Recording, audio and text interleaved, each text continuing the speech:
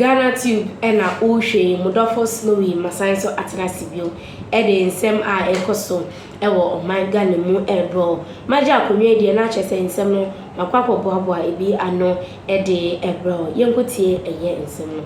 I am bra. Just 3 days to the crucial polls in Akwatia, the opposition and the National Democratic Congress is gaining momentum as its candidate Baidu overtakes the New Patriotic Party's Asumedu in the race. Fresh figures from Info Analytics Research puts Mr. Baidu ahead with 53% of voter support compared to 47% for Solomon Asumedu. Now, Musa Dankwa says Mr. Baidu's surge is being powered by residents demanding more development as well as strong backing from senior high school and tertiary students who prefer him by a wider margin. Let's get some excerpts from that research. And now, on your screen, we have 3 days to the election, the poll results by Info Analytics. And it says Bernard Baidu is leading by 53%, and then Solomon Asumedu by 47%, and then also Patrick, who has just 0%. Now, 57% of these voters who intend to vote is based on sympathy, hold JHS or no formal qualifications in Akwatia. And then these sympathy votes account for 4% of the priorities. Now, NPP's woes among educated voters continues as senior high school and tertiary voters abandon the NPP candidate in the election. This according to Info Analytics. Well, let's get some more details on this from joining us is Musa Dankwa and also the Eastern Regional NPP Chairman Jeff Kunedu, also Deputy General Secretary of the NDC. We're grateful for your time, gentlemen. Let me start with Musa Dankwa. How significant is the support of senior high school, junior high school students giving or shaping the lead for the NDC candidate?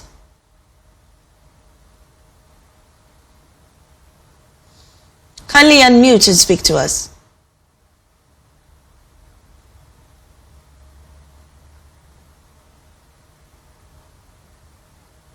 Right.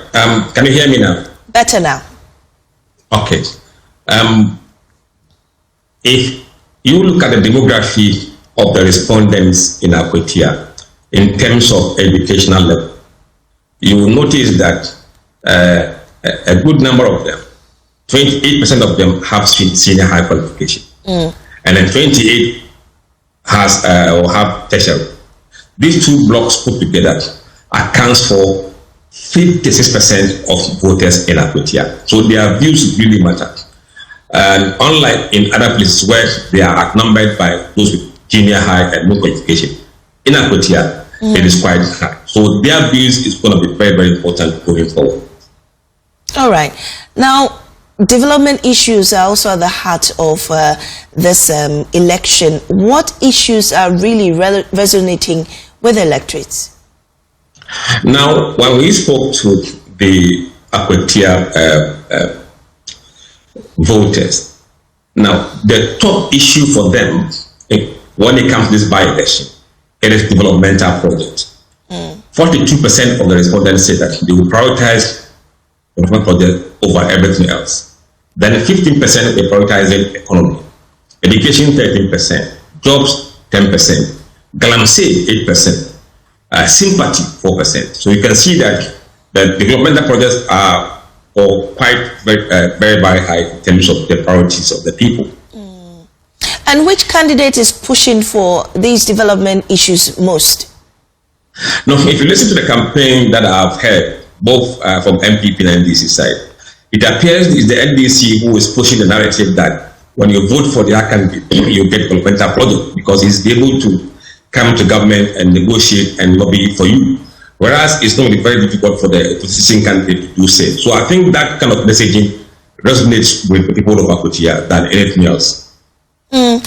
Could undecided voters swing the results in 4 days' time? Is it even relevant now? There are about 11% of them who are undecided.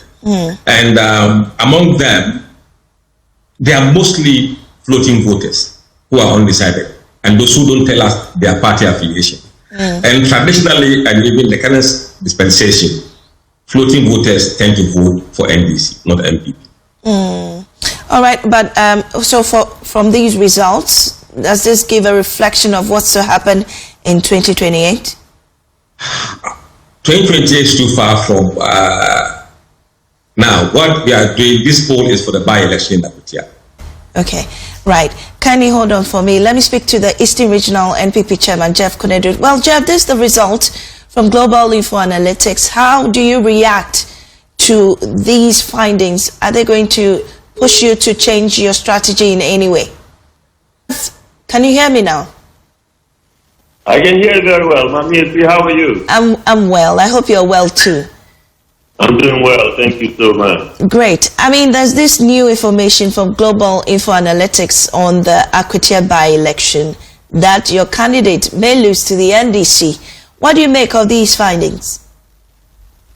Well, I've read that, but I always say that these are opinion polls that it's done, and I don't agree to that. I disagree with that poll. Being on the ground for some time now here in the constituency, I have a different opinion. And I believe that at the end of the day, the NPP candidate, Solomon Pamia will carry the day. That is an empirical evidence that I have seen on the ground. Well, at the heart of this research is the issue of developmental issues. And it seems the NDC is campaigning harder on, promising development for the people of Akwetia. It seems your candidate, according to this research, hasn't done much in that regard. What message is he pushing? Well, if you talk about developmental issues, we know that the NPP government under Nana Addo Dankwa did a lot of work. Many developmental projects were done. Among others, the road stretching from Kedi to Wenchi and also to Odan. These are physical evidence.